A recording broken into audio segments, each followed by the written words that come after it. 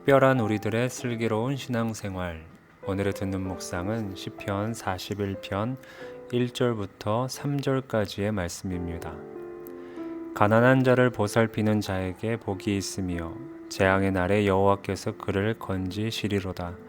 여호와께서 그를 지키사 살게 하시리니 그가 이 세상에서 복을 받을 것이라. 주여 그를 그 원수들의 뜻에 맡기지 마소서. 여호와께서 그를 병상에서 붙드시고 그가 누워 있을 때마다 그의 병을 고쳐 주시나이다. 아멘. 시편은 총 150편으로 되어 있고 그것은 다시 5권으로 나눠집니다. 그 가운데서 오늘 함께 읽은 시편 41편은 1편에서부터 시작된 제1권의 마지막 시편입니다. 이 시의 저작 배경은 명확하진 않지만 학자들은 일반적으로 다윗이 병들었을 때에 압살롬이 자신의 세력을 이끌고 반란을 일으킨 사건을 접하고 지은 시로 추정하고 있습니다. 혹자는 다윗이 악인들의 잔악한 행위를 고발하며 중병으로 누워있는 자신의 구원을 호소하는 내용이 있기 때문에 비탄시로 분류하기도 하지만 다윗은 답답한 자신의 처지를 토로한 것만은 아니고 구원을 주신 하나님을 향한 감사 찬양까지 담고 있습니다. 그래서 대부분의 학자들은 하나님의 백성 이스라엘을 다스리는 신정왕국의 통치자 다윗이 백성들에게 지혜를 가르치는 지혜시로 분류합니다. 그리고 이 시가 지혜시로 분류된 것은 원문 1절에서 히브리어 아슈레로 시작하고 있기 때문인데 바로 복이 있으며 라는 뜻의 단어입니다. 즉 시편의 제1권은 그 처음 시와 마지막 시가 다같이 복 있는 자에 대해서 말하는 지혜시입니다. 즉 시편의 편집자는 시편 제1권을 통해서 누가 복 있는 자이며 어떻게 하는 것이 복된 삶인지를 가르쳐 주고자 하는 하나의 주제를 계속 전달하고 있습니다.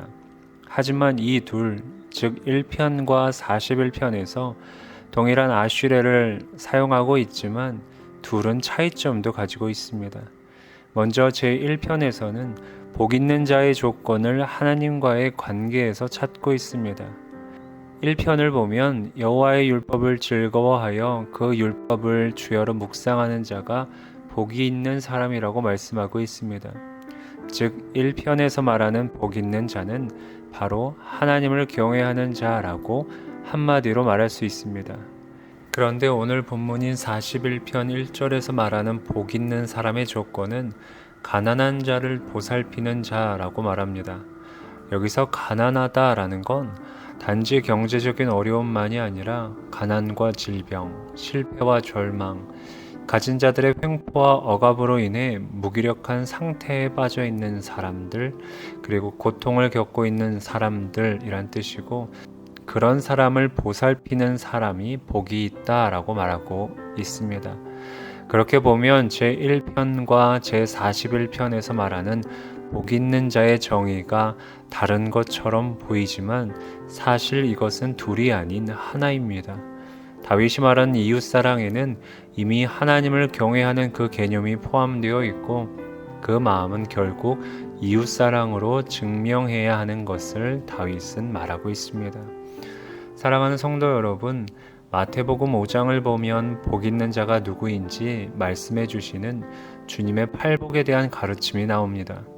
내용을 살펴보면 심령이 가난한 것, 애통하는 것, 의에 줄이고 목마른 것, 마음이 청결한 것, 의를 위하여 핍박받는 것은 하나님 사랑과 관련된 것으로 볼 수 있고 온유한 것, 긍휼히 여기는 것, 화평케 하는 것은 이웃사랑과 관련된 것으로 볼 수 있습니다.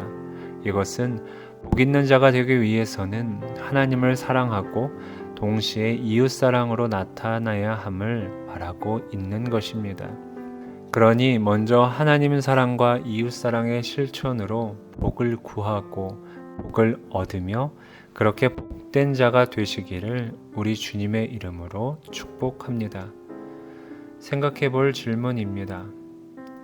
혹시 누군가에게 기도 부탁을 받았다면 오늘 하루 마음 다해 행하시길 바랍니다. 함께 나눈 이 말씀들을 생각하며 잠시 기도하도록 하겠습니다.